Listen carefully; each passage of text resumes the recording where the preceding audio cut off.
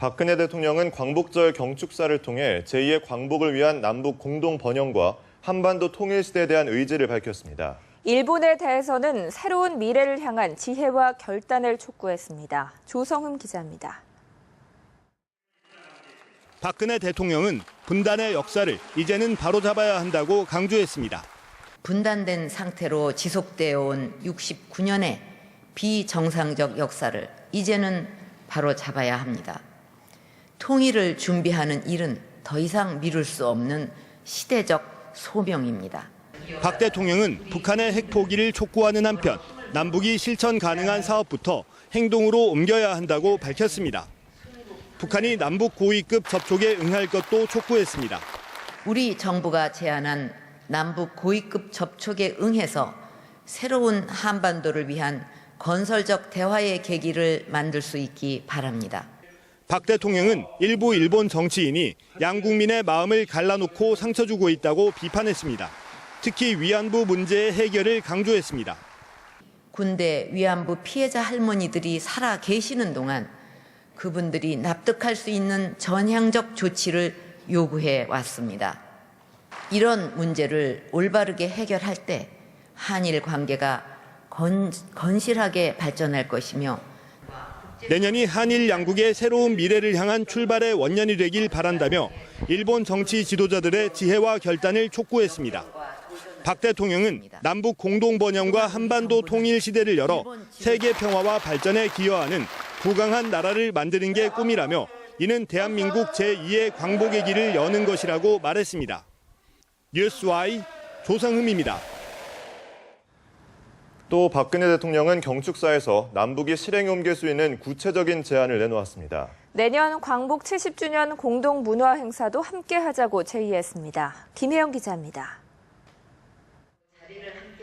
박근혜 대통령은 남북관계 개선을 위해 당장 시작할 수 있는 것부터 해나가겠다며 환경과 민생, 문화협력의 통로를 만들어 소통하겠다고 밝혔습니다.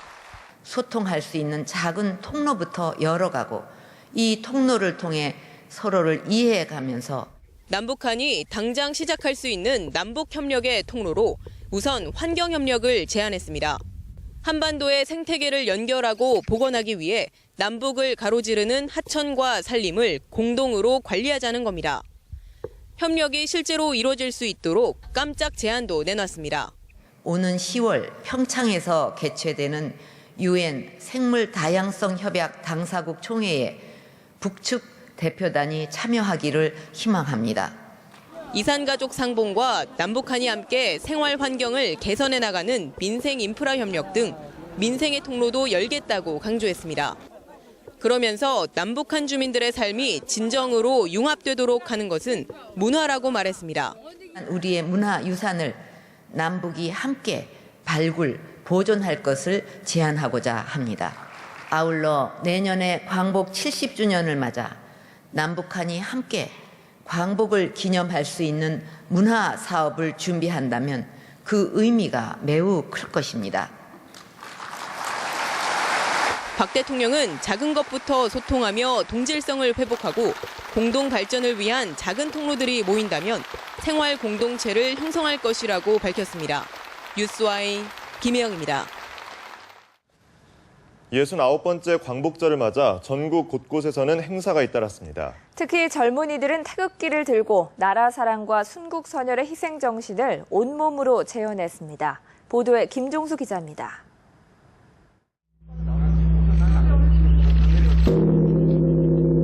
조국의 독립을 위해 온몸을 바친 순국 선열들의 숭고한 희생 정신이 사방으로 퍼져나갑니다.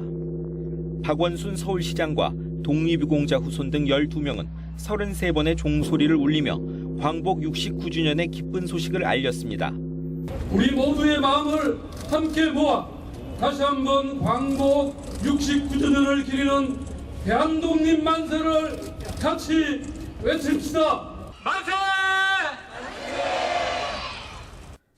민족의 염원이었던 광복이 실현된 날, 젊은이들은 흥겨운 축제의 마당을 꾸몄습니다. 격렬한 몸짓으로 나라를 되찾은 기쁨을 알리고 하나 된 동작으로 지나가는 사람들의 눈길을 끌었습니다. 단군 성전이 있는 사직공원에도 태극기의 물결이 출렁였습니다. 가수 싸이의 노래에 맞춰 흥겹게 태극기를 흔들고 온몸으로 태극기의 형상을 재현했습니다. 민족의식도 없고 역사도 모르는 채로 그런 살아가는 모습이 많이 안타깝게 느껴졌는데 역사를 좀 더 깨닫고 그럼으로써 민족의식이 깨어나고 하는 특히 25년 만에 교황 방문과 겹쳐 전국이 분주했던 광복절. 자유와 광복의 의미를 되새기고 나라 사랑의 마음이 곳곳에 전달된 하루였습니다. 뉴스와이 김종수입니다.